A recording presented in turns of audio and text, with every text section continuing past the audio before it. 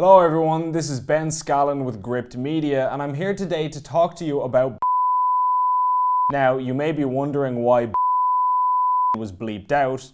Well, that is because YouTube, as well as Gript Media, us, are actively being censored by the powers that be and prevented from talking about an important story that we believe you have a right to hear about. As you'll be aware if you watch this channel on a regular basis, a few weeks ago we did a video about a certain homicidal individual who was put into an Irish women's prison. Although the video is still up on our channel, we haven't removed it and we have no intention of doing so, you can't access it anymore in Ireland. When you try to, a message pops up saying this content is not available in this country domain due to a court order. This is because Tusla, the Child and Family Agency, is taking legal action to try and ensure that the Irish people are not allowed to talk about the case of We are effectively being gagged by a state agency from talking about a vitally important issue to save the government from embarrassment.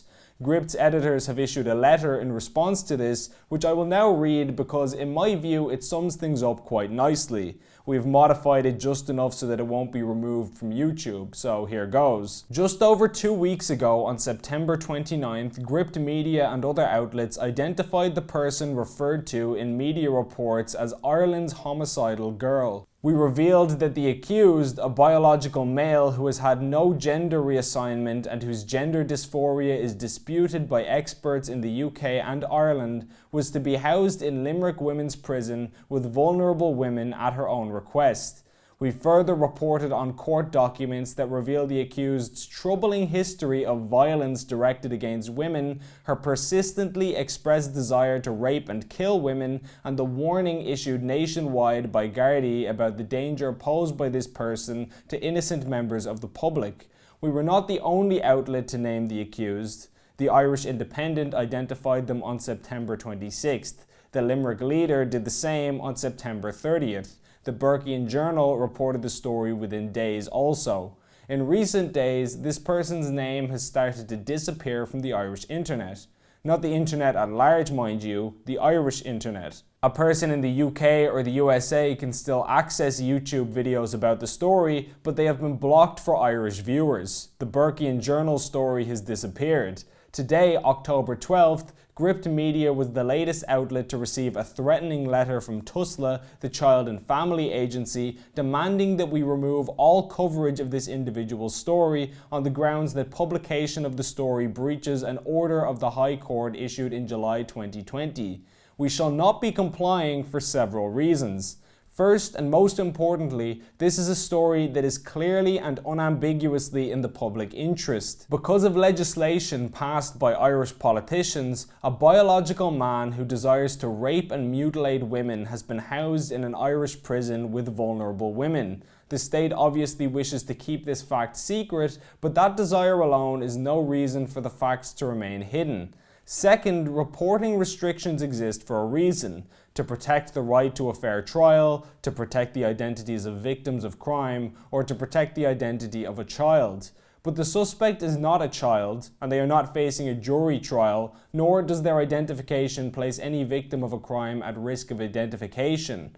Third, we do not consider that the court order is applicable, although Tusla asserts that it is. All of the information published by Gript Media was readily available to the public at a click of a button by accessing the website of the court service itself. The court published all of the information about the suspect in 2019. It is patently absurd to suggest, as Tusla does, that it is criminal for one citizen to draw the attention of other citizens to information published by an arm of the citizen's own government. The state works for the citizen, not the other way around. If the state publishes information of its own volition, the public has a right to hear about it. In the days after this story broke, some members of the Gardaí were so concerned about the danger that this individual poses to the public that they leaked photographs of her and urged that they be published. Gript was one of 2 outlets to do so, and we would do it again. We are now faced with the threat of civil and criminal prosecution by an arm of the state for revealing information that is in the public interest on grounds that are largely spurious. We will defend our right to provide information to the public that some in authority would rather keep hidden. What else, after all, is a media outlet for? It is our contention and belief that Tusla's desire to hide this story from public view has little to nothing to do with child protection, which is their remit. The suspect in this story, after all, is an adult, and was an adult at all times when her story was covered by Gript. In their letter to us, they provided no rationale to support their assertion that there is a public interest in keeping the story secret. No, this appears to our eyes to be much more about an arm of the state faced with defending an action that most citizens would find disturbing and absurd, placing a biological male who wants to rape women in a prison with women, deciding to abuse the legal process to hide the fact of an embarrassing story from the public. Gript Media will fight this intrusion on the rights of the press and the public with everything we have. Should this story disappear from our pages someday, then you, the public, will know that the state has won and has succeeded in keeping secret a most disturbing series of events. But until that day comes, if it comes, Gript will continue to defend the right of the public to know things that those in authority would rather keep hidden. Ultimately, this is a matter of principle. If the Gardaí warn that someone is a danger to the public, should the public not be informed of that person's identity? If a man who wanted to rape and murder women was placed into a building with lots of captive women on foot of a law passed by Irish politicians, is that not a legitimate matter of public discussion? Tusla, it seems, does not think so, and that's why they are trying to censor all mention of on the Irish internet or on the Irish media.